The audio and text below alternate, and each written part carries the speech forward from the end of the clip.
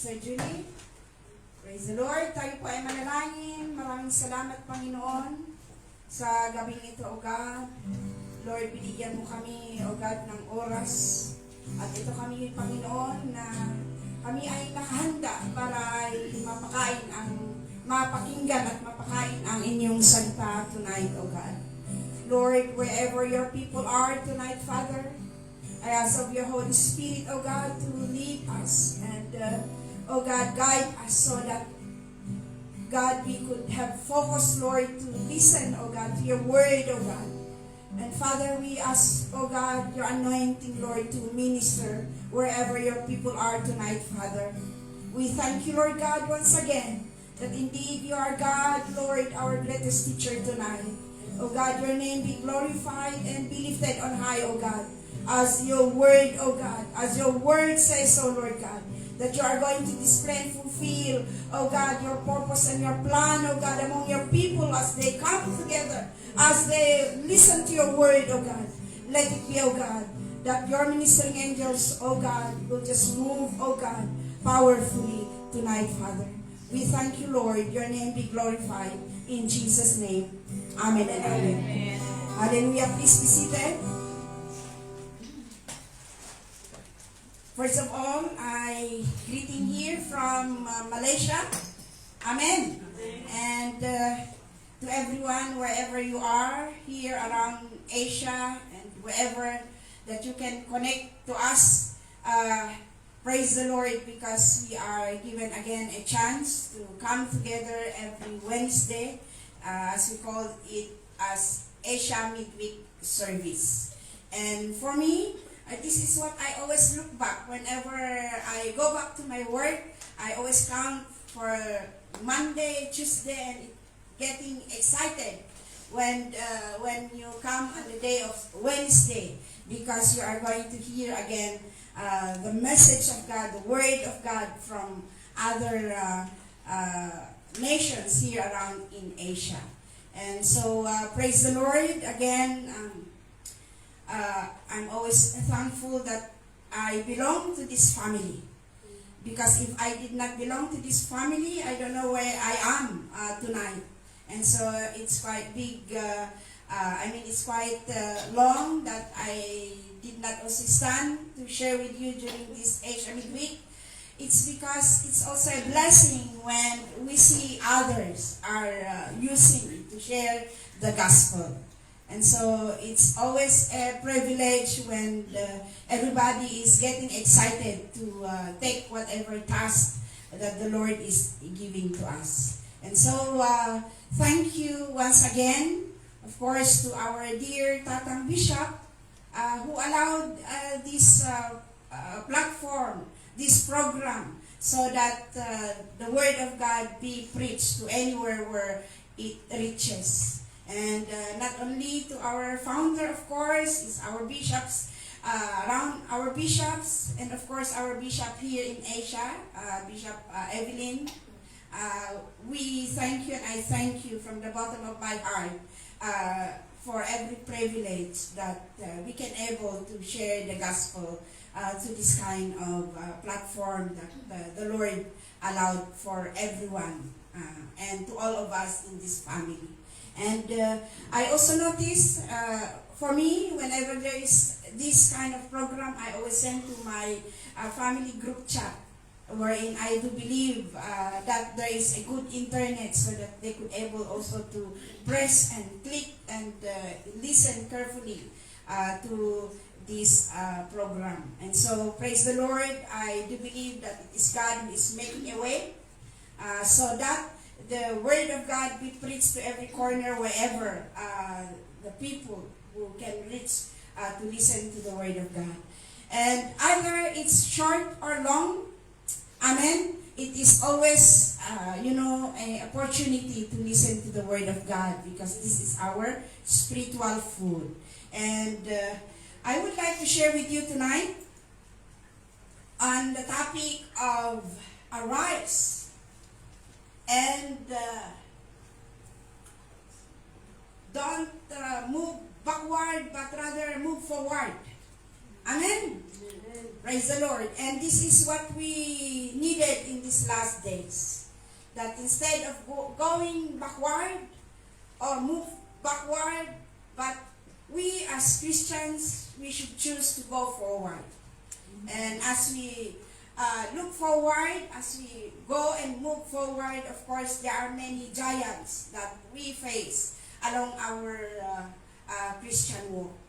But God promised a lot of things in the Word of God, wherein the Lord allow us to always, go back to His promise, to go back to His Word, so that it will awaken us and remind us that our task as being a Christian, as being a follower of Christ, is to really hold on to what God promises for us. And to be always reminded that it is His promise and that the promise of God is given to us as believers. Amen. Hindi na ibibigay ang salita ng Panginoon at pangako ng Panginoon sa kung sino, kundi ang pangako ng Panginoon ay naibigay sa mga anak niya.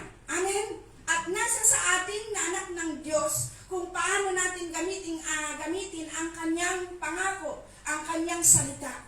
Kaya napakaganda na araw-araw may mga napapakinggan mo natin, especially in this family, na we can access many groups wherein we can hear and listen the message of God through those servants of God that God chooses to share the Word of God. And so, allow me to just give a short meaning of what is arise. In the Webster, says here that arise is arose, or arisen, or come about, or come into notice, or get up, or stand up. Just now we were having some rehearsal just now, and I could hear saying, arise, let's get up, let's stand up. And another meaning also of arise is to be stirred up, to awake, and prepare for action. So, ibig sabihin pala na ang arise na nasasabi, hindi natatawag na action kung walang mangyayari. Amen. So, yon ang isa na nakikita ng Panginoon bawat nananampalataya, na ang gusto niya sa mga anak niya may mangyari at may nagagawa. Amen po ba? Kaya nga ay tinawag tonight na we are to arise. We are to arise. Amen? We are to arise, and we should not move back, but move forward. Last Wednesday, we have heard the message that preaches regarding an instruction. In the Word of God, there are many instructions that we as believers should follow. And that instruction, if we are not careful to obey His instruction, we will fail. Or we will miss the blessing of God. We will miss what the voice of God can say, or what the Word of God can say to us. And so, all what we need to do is to always be awakened, to always be arise, so that we will always be aware of what the direction of God and what the Holy Spirit of God is directing us or saying to us. Praise the Lord. Let's go to a story. And before that, in Psalm 44:26 says, arise up and help us, or redeem us because of His unfailing love. Okay, and then we go to a story here in the book of Job. In the book of Job, all of us actually are familiar with the story of this.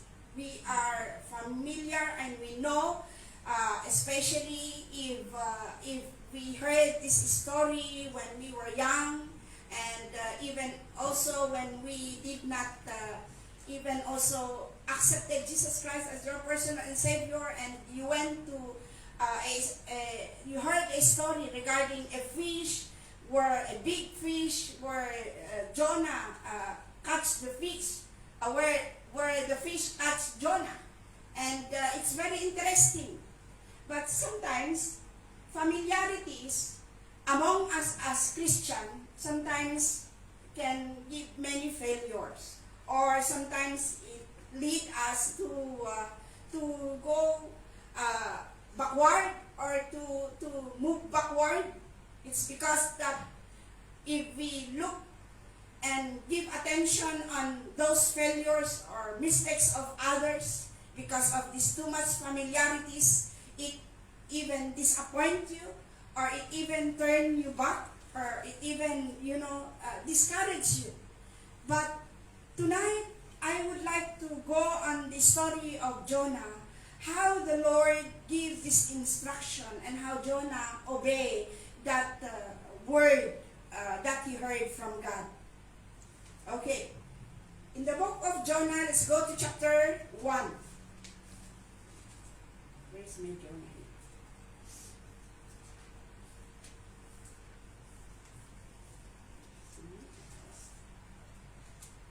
Okay. Hallelujah. Praise the Lord. Okay, chapter 1. There you go.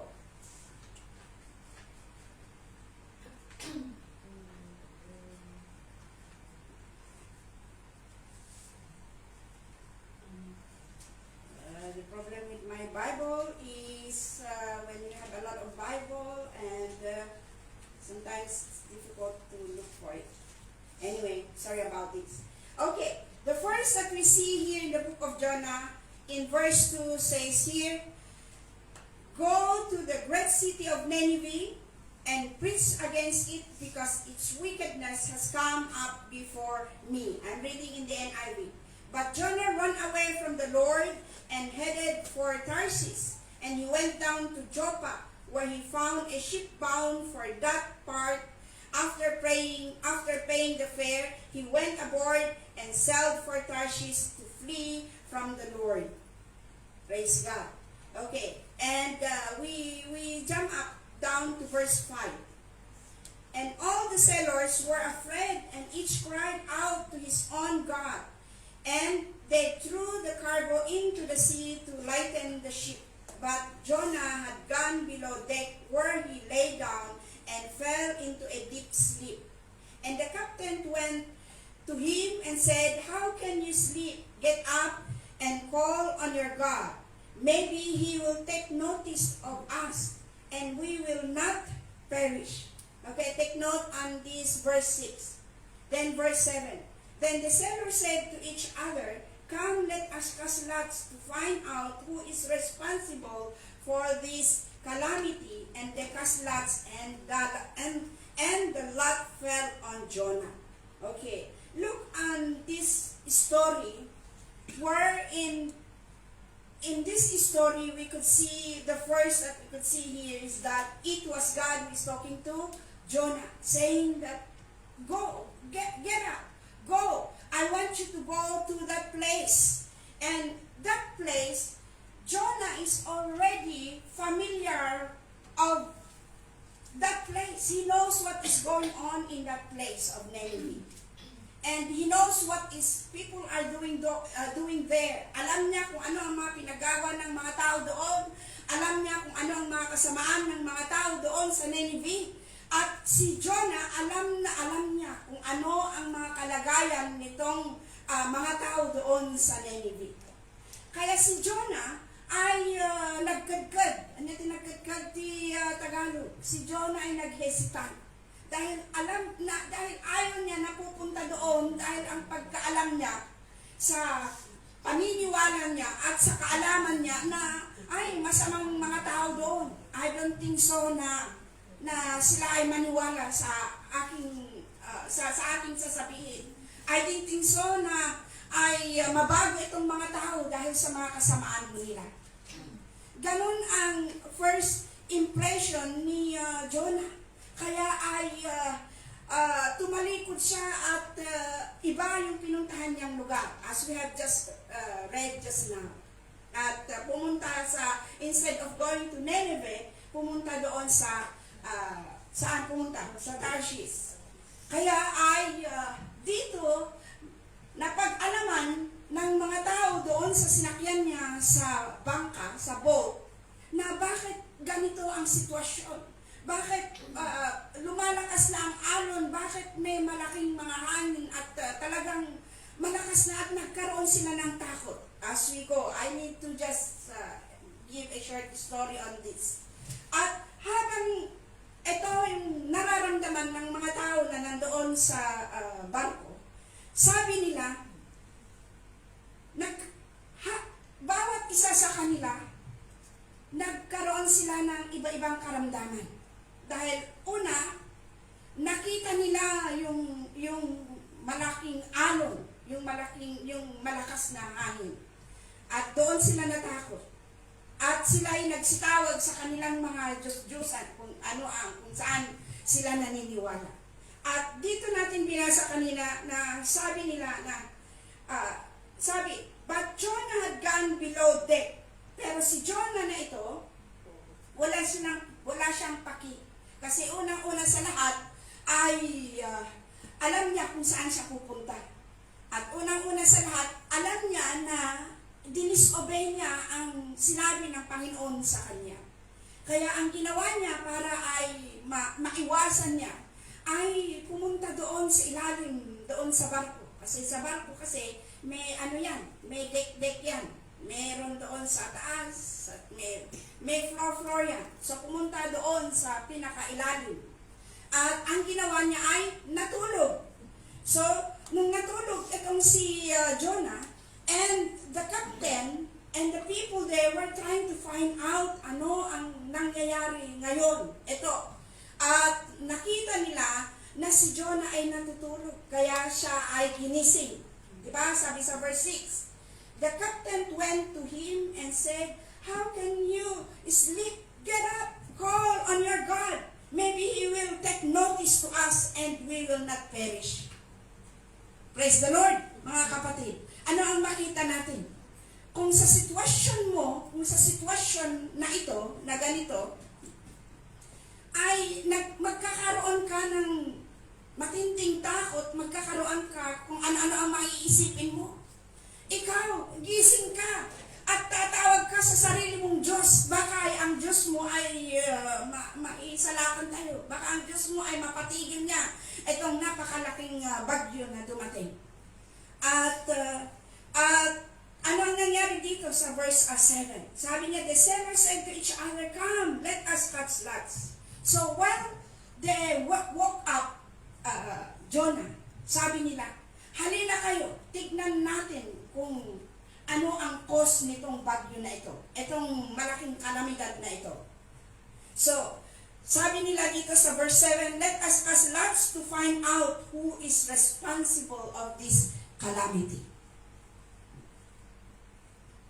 Amen? May nakikita ba kayo dito? Ano ang makita natin dito? Pagdating sa mga ganitong klaseng kalamidad, ay talagang dito nila i-challenge kung sino ang bawat Diyos nila na tunay na talaga o nagbigay nito o nag-cause nitong malaking calamity na ito.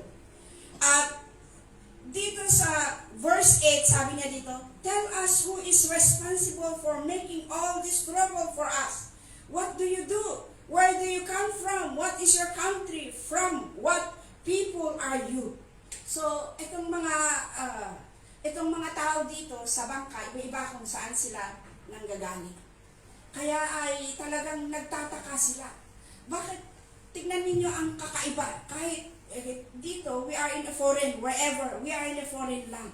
At kapag matagal ka sa isang lugar, ma-describe mo kung saan galing itong mga tao na ito. Di ba mga kapatid?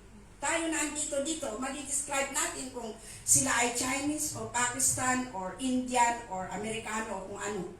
And I know that you know what I'm talking about. And ito ang nakita ho nila. And so, iyan ang tanong nila kay Jonah. Pero si Jonah hindi nag-atubili, he did not deny himself, but he told the truth. At dito natin makita dito sa verse 9 na sabi niya, I am a Hebrew and I worship the Lord, the God of heaven, who made the sea and the land. Praise the Lord. So, dito natin makita na habang ay dumadaan itong kalamidad na ito, dito na ipapakita kung sino ang Diyos, na tunay na Diyos, bawat isa sa kanila. Nakita ninyo ba mga kapatid?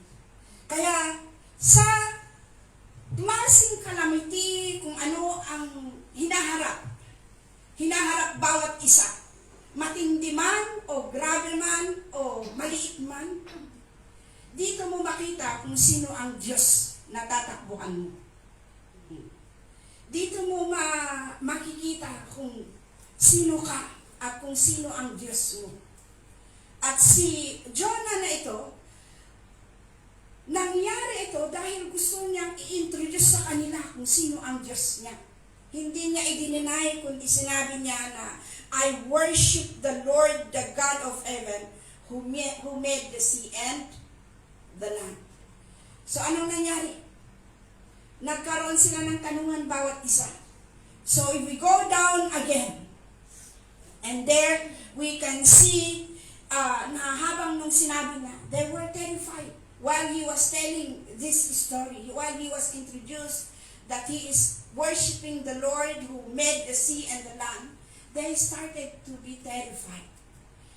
So dahil sa kanilang takot, naliliwanagan ho nila sa pagkasabi ni Jonah sa kanila na ang Diyos niya na sinasamba, iyon yung Diyos na lumikha ng dagat at lupa.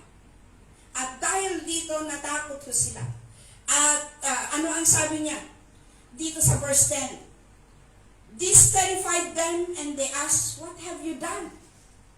So dahil doon, ay nagkaroon sila ng idea. So bakit nangyari ito? Kung ay ang Diyos mo na tunay na sinasamba mo at siya ang lumikha nitong dagat at lupa, dagat at lupa, eh bakit anong nangyayari na ngayon? So dito nila na pagtanto na si Jonah ang dahilan kung bakit nagkaroon ng ganitong ganitong calamity na pinagdaanan mo nila. And again, while they were discussing what he was facing them, verse 11 says, the sea was getting rougher and rougher, and so they asked him, what should we do? To make the sea calm down to us. So ayan, habang sinasabi nila kay Jonah, dito na nag-i-intervene ang Panginoon sa kanya. Dahil nakukonsensya na siya dahil alam niya ang ginawa niya. May ganito ba tayo na sitwasyon na pag may ginawa tayo at alam mo ang Diyos mo na sinasamba, at alam mo na ikaw ay tumalikod, at alam mo na ikaw ay may ginawa ka na hindi maganda sa Panginoon, at may nagpaalaala sa iyo, at dito mo na-recognize na mali pala yung ginawa mo. Hindi pala tama yung ginawa mo. At ganun ang nangyari kay Jonah. Amen mga kapatid. Kaya ay ano ang ginawa niya dito? Sa verse 12, pick me up and throw me in the sea. So ayan, because of his confession, because the people asked him, ano ang ginawa mo? And so, hindi niya dinili, kundi sabi niya, ako ang dahilan. Just throw me in the sea. At si Jonah himself, hindi niya alam na may sasagip sa kanya, may tutulong sa kanya, may ipapadala ang Panginoon sa kanya. And dito rin din natin makita na in spite of this calamity that happened along their way, God is still in control. Amen. And dito din natin makita na the moment that Jonah accepted his fault and realized that he is the reason why this calamity happened. And dito natin, and in verse 13, instead the men did their best to row back to land, but they could not, for the sea grew even wilder than before. So, talagang tumitindi ang bagyo. Talagang lumalakas. So, yung word na tumitindi, lumalakas, imagine natin itong mga nakaraan na bagyo na nangyari doon sa Pilipinas. Na talagang matindi at malakas. Kaya maraming namatay. Maraming nasira. And, alam din natin, go back to what is going on in our government. Kung sino-sino na lang ang sinisisi nila. Di ba mga kapatid? At dito natin makita in verse 14, then they cried to the Lord, sabi nila, please do not let us die for taking this man's life. So tingnan ninyo, God intervened and ministered in the middle of the calamity. And it turned around na ang tinawag nilang Diyos ay Diyos. Amen. Hindi yung Diyos nila, kundi ang sinabi nila dito, but they could not, then they cried to the Lord. Sabi niya, hindi si Jonah lang ang umiyak. Actually, dito hindi umiyak si Jonah. Sa kanya lang na amiris, na realize nung nandun na sa belly ng fish. So, ano ang ginawa? Oh Lord, please do not let us die. So, yun yung hiningi nila sa Panginoon. At dito, and do not hold us unaccountable for killing an innocent man, for you, O Lord, have done as you please. Then they took Jonah and threw him over the board, and on the raging sea grew calm. At this, the men greatly feared the Lord, and they offered a sacrifice to the Lord, and made vow to him. Praise the Lord. So, dito natin makita na kumilos ang Panginoon sa kalagitnaan ng calamity. Na from their God, from their own God na alam nila, but at a sudden, ay nakilala nila ang Panginoon at kumilos ang Diyos. Nagkaroon sila ng takot at inacknowledge nila na may Diyos na humahawak ng lupa at kung saan itong mga tao na ito during the time of Jonah. Ganon din. Amen mga kapatid. Ganon din tayo na kung bakit na pag may kalamidad, kung bakit may matinding bagyo, may matinding nangyayari, saka na lang ang mga tao ay tatawag sa Diyos. Saka na lang nila marirealize na may Diyos. Saka na lang nila makita na ang Diyos pa rin ang takbuhan. And even though na ganito ang nangyayari, kahit sa ganon, even in these last days, God is still making a way so that people will turn to the Lord and recognize that there is God who can save them. At dito din natin makita dito na in verse 17 says, the Lord provided a great fish to swallow Jonah, and Jonah was inside fish for 3 days and 3 nights. So itong kwento na ito, na makita ho natin dito, while the Lord is working upon the people and He saved them already, they recognize that there is God, and they even offer sacrifices to the Lord.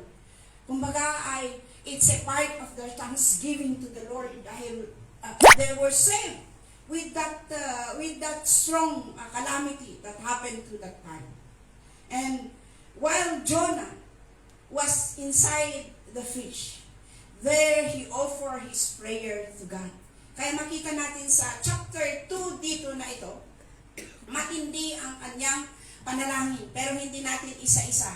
Kung bakit I go from chapter 1, dahil pupunta tayo sa chapter 2 na siya ay talagang personal na inoffer niya ang kanyang panalangin.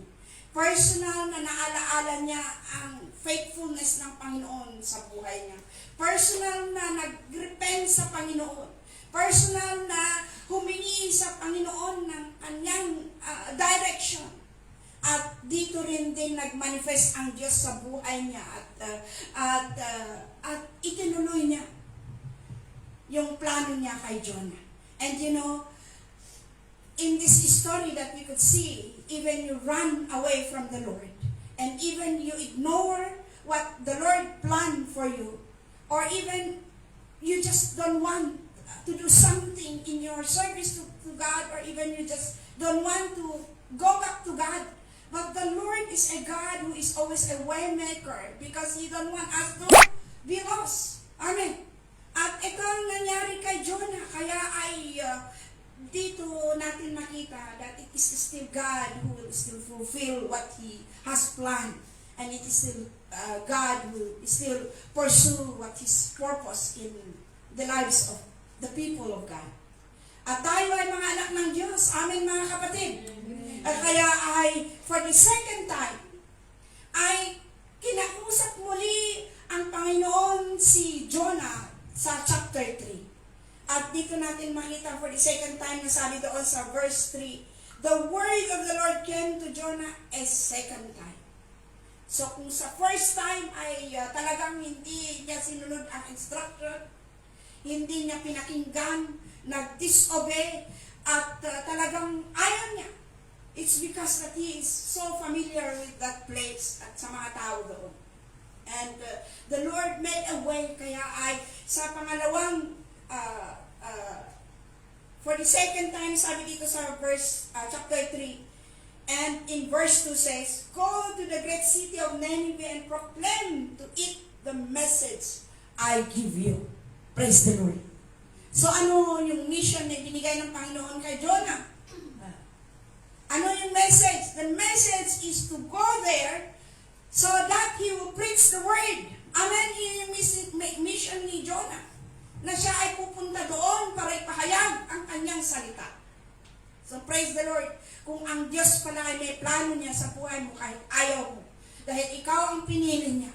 Gagawa pa rin ang Panginoon ng paraan para ay ipagpatuloy niya pa rin. Na ikaw yung pinili niya, na ikaw yung gusto niya, na ipaladala doon. Amen. Dahil alam niya ang capability at alam niya yung availability at alam niya kung ano yung kakayahan mo. Kaya ay ikaw pa rin yung pinipili niya. Amen, mga kapatid. Na kahit ay hinihindian natin na kahit marami tayong mga excuses, kahit marami tayong mga rason, but yet, the Lord is still knocking at our door dahil may gusto niya ipagawa sa atin. At tayo lahat, mga kapatid, lahat tayo ay marami tayong mga pinagdadaanan, di ba? Marami tayong mga bagyo sa buhay. But yet, kung titignan ho natin dito sa kwento ni Jonah, mga kapatid, ay very challenging. Kasi ay si Jonah, nasubukan niyang naging pasaway, di ba? Si Jonah, and God allow it. God allow it na makita ni Jonah ang kanyang kamalian. And God allow it na makita ni Jonah yung kahinaan. But yet, it is the Lord who is still there behind him, pushing him to pursue the plan of God to him. Kaya ano ang nangyari? At last, sabi sa verse 3 in chapter 3, Jonah obeyed the word of the Lord and went to Nineveh. Now, Nineveh was a very important city. Praise the Lord. Amen. Amen. And so, tayo, ano ang city natin bago tayo pinili ng Panginoon? At bago ka nag-yes sa Diyos, alam niya na ikaw ay importante sa kanyang harapan. Sa kanya. Amen, mga kapatid. At kung saan tayo ipadala ng Panginoon at kung saan niya gusto na gawin po natin, alam niya na ikaw ay importante sa kanya. Praise the Lord. And in that city of Nineveh, to the eyes of God, it is very important because He don't want to ruin that city because He has planned and that He want the people there to be saved. Amen. At ang nangyari dito ay now and the visit required 3. And verse 4, on the first day, Jonah started into the city proclaiming and says here, for 40 days and Nineveh will be overturned. So sinabi niya, hindi siya nagpaikot-ikot, kundi sinabi niya, for 40 days, this nation will be overturned. At sino ang nakinig? Ano ang nakinig sa kanila? From the top leader to the least. Lahat pinakinggan ho nila itong sinabi ni Jonah sa kanila. So in verse 5, sabi niya, the Ninevites believed on God. Tignan nyo, ang sentence lang na sinabi niya, for 40 more days, this nation will be overturned. At ano ang response? Kaya tingnan ninyo para ang salita ng Panginoon na naipapahayag ay kahit maikli, kung ang tao ay nakahandang makinig, wala silang gagawin kundi tanggapin, kundi sila ay magising.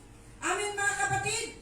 Kaya tayo ay lagi dapat magising sa araw-araw na pinagdadaanan mo natin na kung bakit inaalaw ng Panginoon nito. Dahil gusto niya na lagi tayong gising. Amen po ba mga kapatid? At dito niya sinabi sa verse 5, the Ninevites believe God. Praise the Lord. Amen. So, sa kanyang pagpapahayag ay lahat ng mga Ninevites ay naniwala. And he declared fast, and the greatest of the least put sackcloth. Kaya from top to the least ay sila'y ginawa ito. Sila'y nagpakumbaba at sila'y nagsifasting at nanalangin sa Panginoon. At nung ginawa ho nila na iparating sa kanilang sa ari, ay presidente, kumbaga ano mga kapatid. At hindi naghesitant itong king na ito, kundi ang ginawa niya ay mas lalong dineclare niya sa mga tao na gawin natin ito. And so we go to verse 8, sabi niya, but let man and the beast be covered. Okay, verse 9, and who knows God may yet relent and with compassion turn from his fierce anger so that we will not perish. Sabi ng king sa kanila in verse 7, gawin natin ito.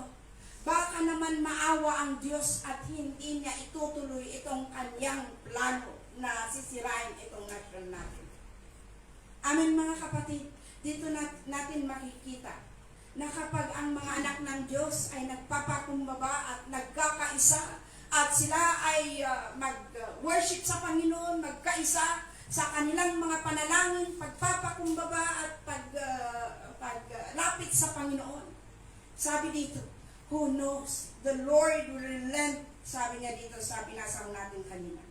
Who knows, the Lord will relent and with compassion turn from this fierce anger so that we will not perish. Praise the Lord. Sana ganun din ang gawin natin mga kapatid, kung ano man ang mga pinagdadaanan mo natin. Amen?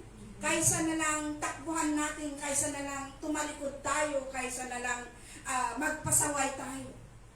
Kundi nawa, magkaroon tayo ng takot sa Diyos at babalik tayo sa Diyos at tayo ay magising sa mga nangyayari at mas lalo tayo sana na tumibay pa. Amen mga kapatid. At kapag tayo ay tumitibay sa ating pananampalataya, walang sinasabi ng Panginoon dito, kundi tayo ay mag-move on. Amen? We should not going backward, but we need to move on. Kaya nga ang title natin, Arise. Don't move back, but rather move forward. Praise the Lord. Kaya ay, ano ang gagawin natin? Ano ang sinabi doon sa 1 Corinthians chapter 15 verse 58? Therefore, my dear brothers, stand firm, let nothing move you, always give yourself fully to the work of the Lord, because you know that your labor in the Lord is not in vain. Praise the Lord. Iyon ang dahilan. Kaya nga si Jonah, nung naamiris niya when he realized that he done wrong, when he realized that he turned back and he disobeyed, but after that he realized and regret and went back straight to the Lord and follow the instruction again of God to him to do it in the place of Nineveh. So praise the Lord. Kaya dito natin makikita the powerful of instruction and power of obedience when we go back again and ask God to direct us in every way kung ano ang gusto ng Panginoon sa ating buhay. Kaya kapag ito ang gagawin natin at pipiliin natin ano ang sinabi sa binasahan natin? All we need to do is, we need to move on and never move back. Kaya nga sinabi niya dito sa 1 Corinthians 15:58, stand firm. Sabi niya, let nothing move you. Kaya kapag tayo ay nag-i-stand firm, we need to show that we need to be stand firm even in difficult times, even in the midst of calamity. Amen po? Kaya kapag tayo ay nag-i-stand firm, that means na tayo ay we have that steadfast in us. Talagang matapang tayo. Ano ba ang ng stand firm? Ang stand firm, steadfast. Amen? Steadfast is stand firm. Iyon din ang meaning yun. Amen po ba? So, ibig sabihin na kahit anong mangyari sa ating serbisyo sa Panginoon, we need to be stand firm. At ano ang gagawin natin na magiging stand firm? Kung hindi tayo fully committed sa ating pagsisilbi sa Panginoon, hindi natin maranasan ang being stand firm or being malakas, being matibay. Amen po ba? Kaya maranasan lamang natin ito kapag ay magiging stand firm tayo. Nakagaya ni Jonah, na nung na-realize niya na at nung tinupad niya na yung instruction ng Panginoon sa kanya, doon siya nagiging steadfast, doon siya nagiging stand firm. At doon niya tinupad ang gusto ng Panginoon na mangyari sa kanya. At nagkaroon siya ng all the more boldness para i-share ang salita ng Panginoon. Amen po ba? At hindi po siya nagpaligoy at hindi siya nahirapan, kundi talagang matindi yung mensahe ni Jonah na sinabi niya doon sa lugar ng Nineveh. Kaya, unang-una of course ay nagmanifest ang Panginoon sa kanya when he was in the fish belly. Kaya siya nga ay nanalangin at na-preserve ang kanyang panalangin. Amen. Kaya yun ang isa, being stand firm, we need to pray so that the Lord will preserve kung ano yung mga pinapanalangin mo natin. At kapag nakikita natin na na-preserve ng Panginoon, mas lalo tayong stand firm, mas lalo tayong matatag, mas lalo tayong matibay. Amen po ba? Huwag tayo matatag kapag ay huwag tayong mahina, kasi paano ka magiging stand firm kung ikaw ay mahina? Kaya yung kahinaan natin, gawin natin na maging malakas para ipakita ng Panginoon kung ano yung gusto niya na ipagawa sa atin. And we cannot do that, of course, if we don't pray. Amen? Kasi si Jonah, when he disobeyed and ran to his calling to God, and when he did not obey his instruction, all what he did is to pray to God. And after his prayer, the Lord strengthened him. Amen po ba? The Lord raised him up again, and he was awakened. Jonah was awakened. Jonah was, nakita niya na ito pala yung gusto ng Panginoon na mangyari sa kanya. At pangalawa, dito natin nakita din sa 1 Corinthians 15:58. In other terms, let nothing move you. Ibig sabihin na, be ye unmovable. Amen? Ano ang meaning ng unmovable? It means unyielding. Don't yield. Don't yield or don't give up. Amen? Don't go backward. Yun po. Kaya anong nangyari when Jonah went backward? When he disobeyed. Matindi yung dinaanan niya na bagyo. Until to the point wherein they threw him in the sea. And dito nila natakwatan. Anyang natakwatan? This is where they found out that he is the reason of that calamity. And we should not wait until we found, until na they will find out na tayo yung dahilan. Amin po ba mga kapatid? Kung tayo ang dahilan na ay may nangyayari na hindi maganda, we'd rather be like Jonah, amen? Na tayo ay magpatapon sa, anong ibig sabihin? Hindi literally na tayo ay pupunta sa sea para magpatapon at kainin tayo ng belly.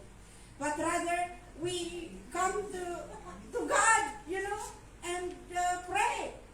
Tayo ay manalangin, siya ang takbuhan natin para ituwid niya tayo, mga kapatid. Amen po ba? Amen. So, yun ang ginawa ni Jonah. Ano ang nangyari dito? Kaya sabi niya, always give yourself fully to the work of God, meaning that we need to be abound in the work of the Lord. Ito ang dahilan kung bakit tayo ay naniniwala at nananampalataya at nagsiserbi sa Diyos. Amen? Wala tayong ibang balikan, kundi ang Panginoon pa rin, mga kapatid. Amen. Na anuman ang mangyari at may mangyari sa buhay mo at sa buhay ko, walang ibang balikan kundi Panginoon pa rin. Amen? Kaya doon niya sinabi, but always give yourself fully to the work of the Lord because alam ng Diyos ang kahirapan mo, alam ng Diyos ang mga sakripisyo mo, alam ng Diyos kung ano ang mga pinagdadaanan mo, but yet you are moving on, you are striving to serve the Lord. Amen. Na hindi ka bumibigay kahit ano ang nangyayari sa buhay mo. Hindi ka tumitiwalag, hindi ka nagsisisi sa pinili mo na pagserbi sa Panginoon. At binabalikan mo pa rin ang pagserbisyo mo sa Panginoon dahil sabi niya dito sa 1 Corinthians 15:58, sabi niya, because you know that your labor in the Lord is not in vain, madayo ti Apo. Alam ng Panginoon, God knows everything what we are doing in our service to the Lord. Nung minsan man ay tayo nagkulang, nagkamali, at anuman ang ginawa ko natin in the sight of God. But thanks be to the Lord for His greatness, for His love, for His unfailing love, ay ginawa niya pa rin tayo na nagkaroon tayo ng realization, nagkaroon tayo ng panag-amiris. And that all what we need to do is to fix our service to God and make things right. So praise the Lord. Kaya nakaka-move on tayo. Amen? And this is what we should do for these last days. We need to choose to move forward and to move on. And we should not always go back. Amen? Ito ang isa na kabiling-bilinan ng Diyos kay Joshua when God given His leadership to Joshua. Nasabi niya, huwag mong tignan ang right and left side mo. Don't look back. But rather look forward and you will see what I can do for you. Praise the Lord. Kaya ganun ang dapat gawin ho natin. Every day we face many challenges in life, but being unmovable, being stand firm, being abound in the work of the Lord, moving forward. Sabi dito, we need to always be vigilant and strong. Amen. Sa ating pagsiserbi sa Panginoon. Paano tayo magiging vigilant and strong? Sa ating faith, kailangan na ang faith natin, pananampalataya natin ay hindi laging nagsuswe, hindi laging nagwe-waver, kundi ang dapat pananampalataya natin ay magiging strong. Amen. Kaya sabi doon sa 1 Corinthians 16:13, be on guard, stand firm in the faith, be courageous. Amen, mga kapatid. Kailangan na magiging courageous tayo. 16:13. 1 Corinthians 16:13. Courageous tayo, mga kapatid. Hindi lang courageous, kundi on guard. Doon tayo magiging vigilant. Amen. Alam natin, kailangan na kabisado at familiar tayo sa atake ng kaaway natin na walang iba kundi ang si Satanas. Amen po ba? So kung kilala mo si Satanas, then you know. You know also what weapon that you can use to attack also the enemy. Praise the Lord.